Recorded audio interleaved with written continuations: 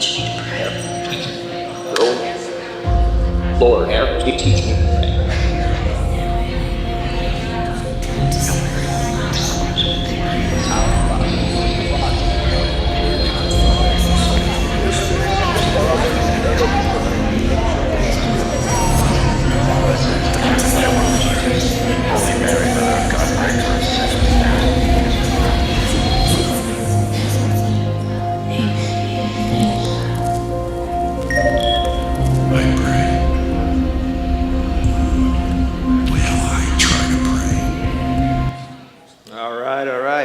Well, hey, welcome to Radiant Church. My name's Seth. I'm the pastor here. And you guys feeling good this weekend? Yeah, sure, man. Hey, can we just appreciate the worship team again one more time? Man, you guys, that was awesome. It's so good. Hey, I do, before we kind of get into things tonight, I do have kind of one quick announcement. And this is a pretty epic announcement. Like, you know, I mean, you think about like the NFL, they have like the Vince Lombardi trophy. Let's see, what's the baseball one called? What's the World Series? Anyone know, any baseball fans?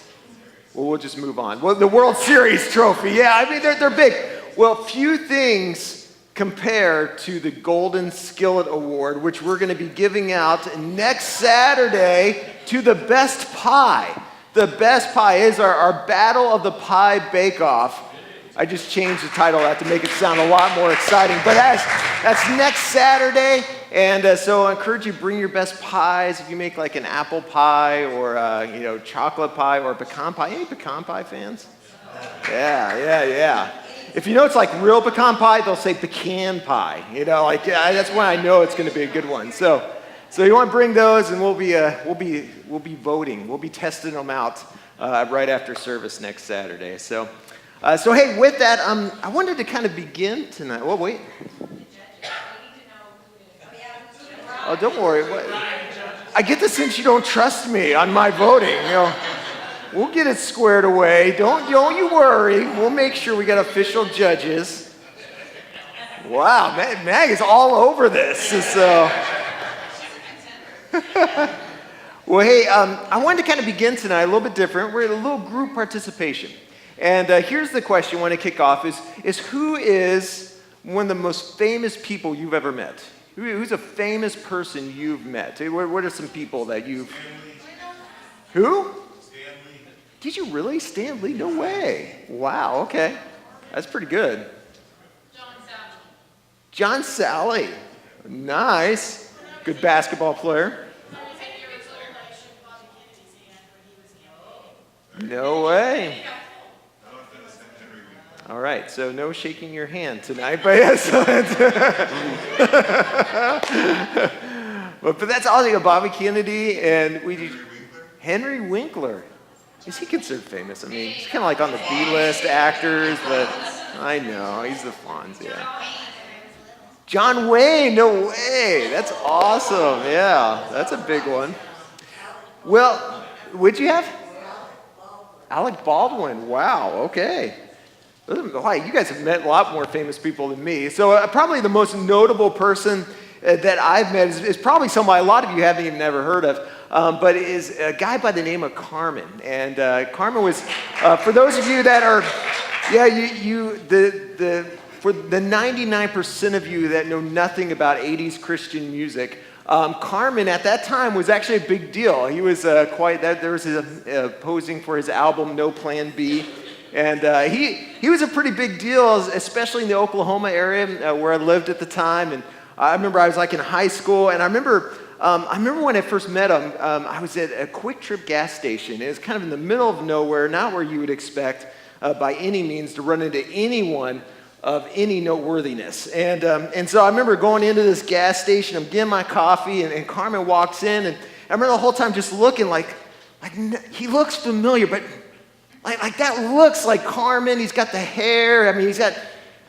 He can't be though. I mean, again, I'm in the middle of nowhere. I'm in the gas station in the middle of remote Oklahoma. Like there's no way it could be Carmen. So I spent like the first kind of 5 minutes just kind of following him around. And I'm sure he was like wondering who this guy is that's stalking him. And really, when I knew it was actually him for sure was when I looked out and I saw his green Lexus with the license plate Carmen. And I'm like, that's it, that's him, you know? And so I spent the rest of the time just trying to kind of come up with what I was going to say to him. And I remember I get my moment, like we're both at the cash register, and I tap him on the shoulder, and I remember the whole time just trying to think of like something really impressive to say, comment on one of his songs. But all that came out of my mouth was like, hey, hi, and he's like, well, what's your name? My name's Carmen, and he goes on to say, and I'm like, and I just froze. I just just stared at him, and there was this awkward silence, and eventually he kind of walked off. But that was my moment. That was my moment. I met this, kind of guy that I was definitely not expecting to meet, and I can say that I met Carmen. And look, I share that with you because I almost missed the moment, though. I almost missed the moment. I almost missed him showing up because he showed up in a place that I didn't expect him to show up. He showed up in this gas station that, kind of the last place on earth you would expect anyone of any noteworthiness to show up.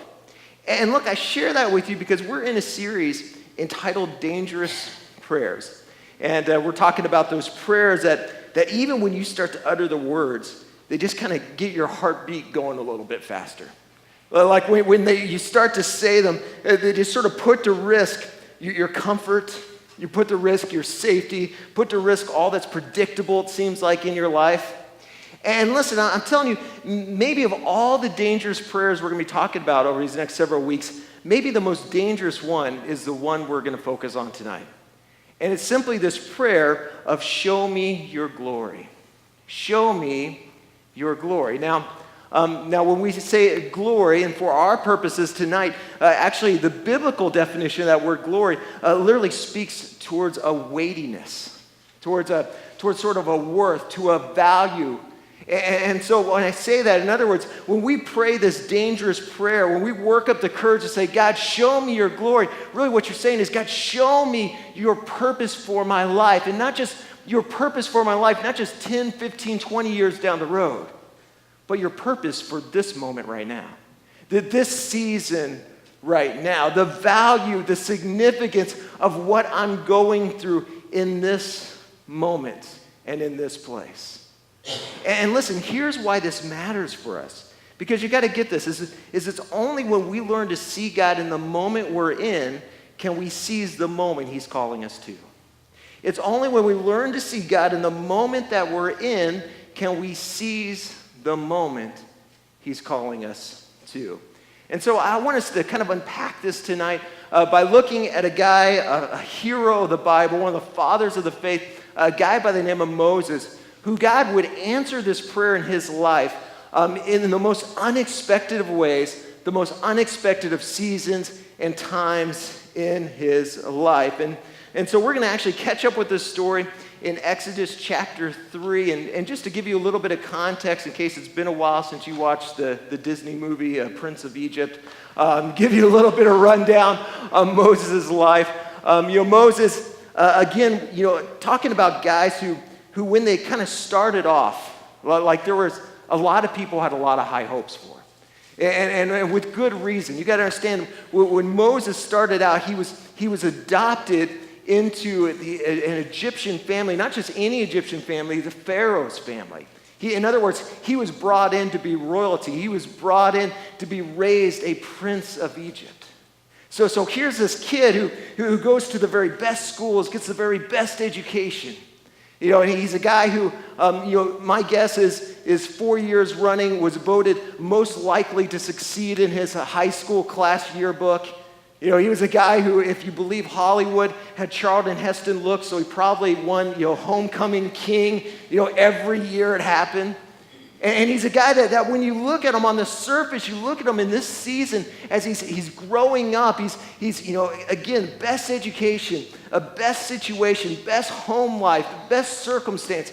You would think that of all the times for God to answer this prayer, to show him his glory, to show him God's kind of purpose for his life, to do something great in and through Moses' life, it would come on the heels of this time right now. Like this season right now, when Moses has got his whole life in front of him. He's got, an entourage. People are cheering for him. People are expecting great things from him. And yet that's not what happens. In fact, by the time that God would actually answer this prayer in Moses' life, it wouldn't happen till Moses was in his 80s. And at this point, and he was in his 80s, again, he was sort of, on the tail end of his life. He was thinking that at this time, he would have been retired. And yet what's interesting is that we don't find him actually retired on a golf course. We actually find him like retired and still working in the sheep fields. And not just any sheep field, he was working his father-in-law's sheep. See, so you got to understand, back in Bible times, one of the worst jobs, one of the lowest jobs you could ever work was to be a shepherd. But on top of it, again, he's managing his father-in-law's sheep. And by the way, you can tell, a pretty good guess that his father-in-law didn't think a whole lot about Moses, because he sends him to lead the sheep to this place called Mount Horeb. It's basically the back 40. That Mount Horeb was literally, it's defined as a dry, desolate place. In fact, Horeb, the first part of that, literally is the root word that we get the word horrible from. See, get this. Of all the times and all the seasons for God to show up, to show him his glory, to show him his purpose, to reveal to him, this is the place I'm going to show up. This is a place I'm going to start to do great things in and through your life. He doesn't pick the good times. He doesn't pick the good seasons. He picks Mount Horeb.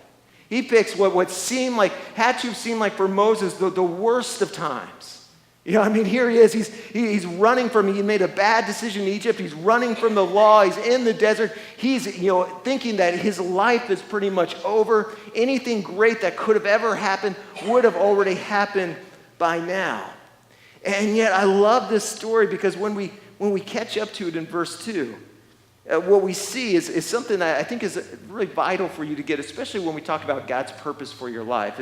And I found this, maybe you found this too in your life, is that, have you ever noticed that God's purpose is most often found in the places we least want to be?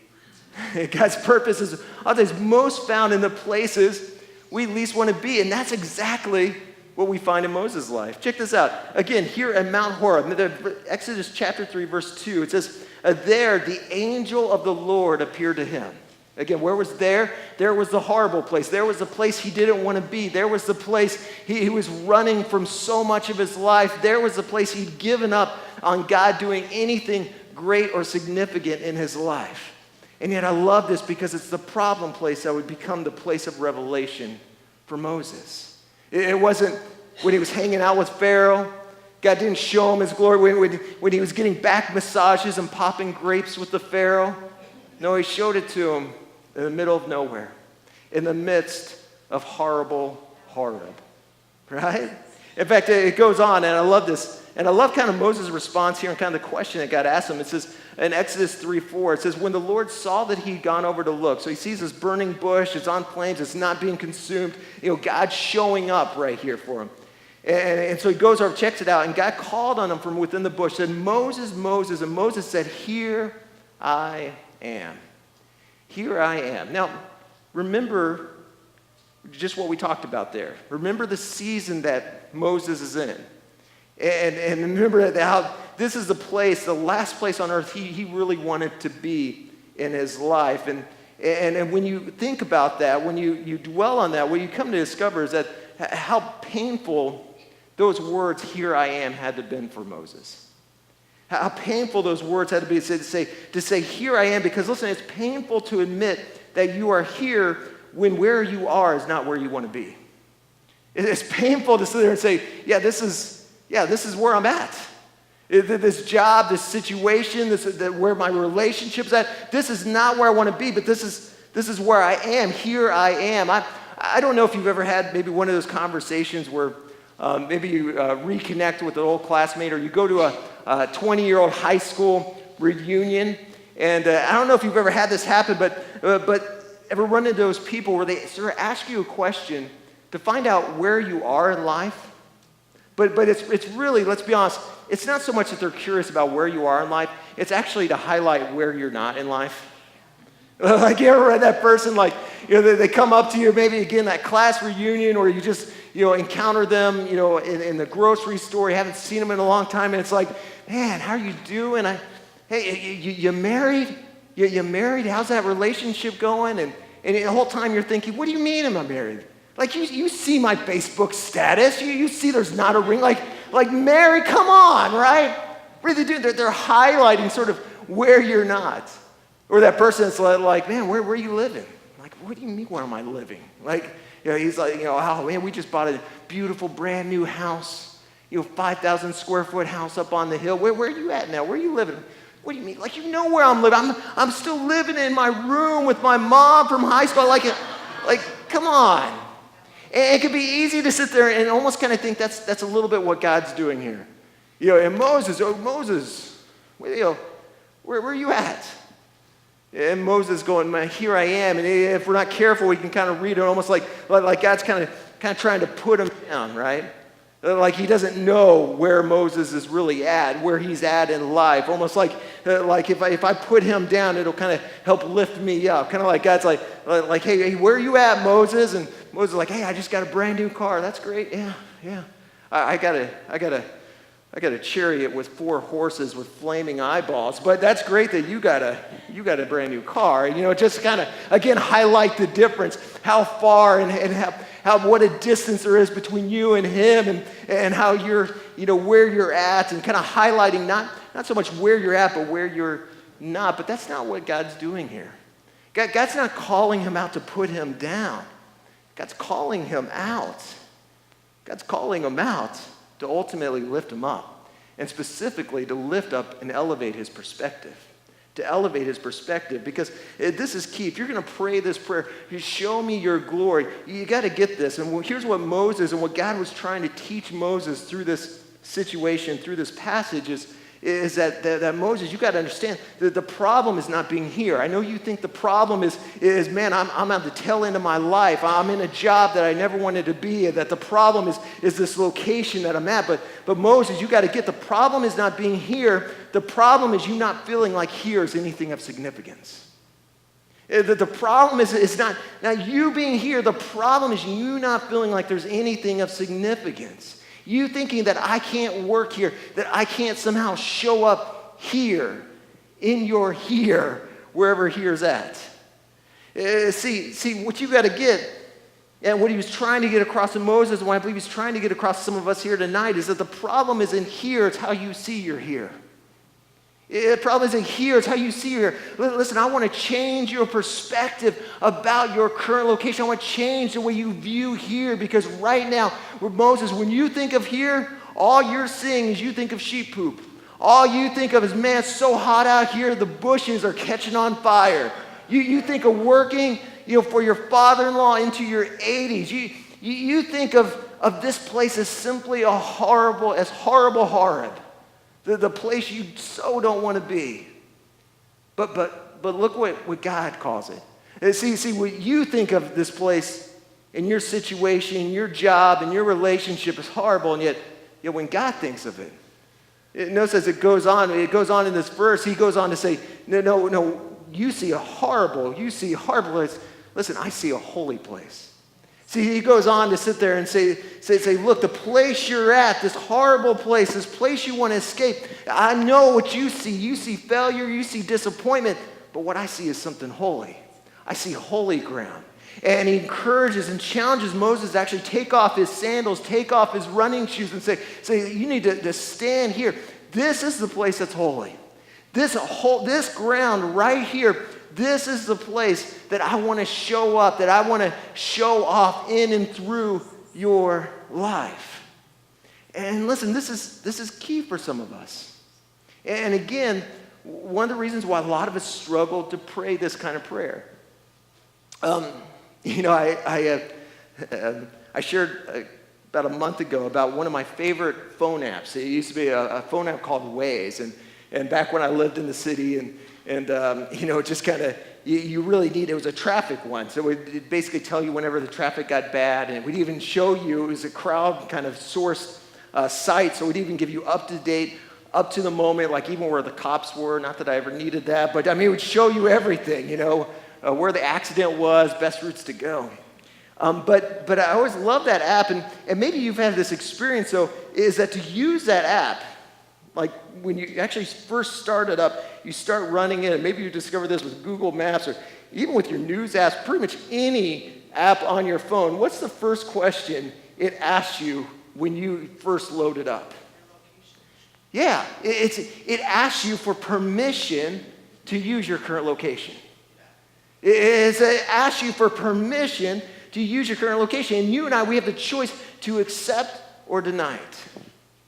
And listen, this is key. If you want to see God show, if you want to pray this prayer, God, show me your glory, show me my purpose, even in this moment, you got to understand that before God shows you his destination for your life, you've got to give him permission to use your current location in life.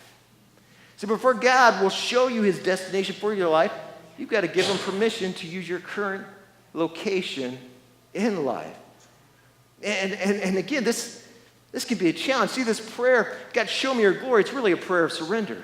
It's understanding that until you let God speak here and move here and do something here and give you, and speak and do a work here and get to this place where you can say, this place right here, I'm going to give here to God. Like I might not like this place, I don't want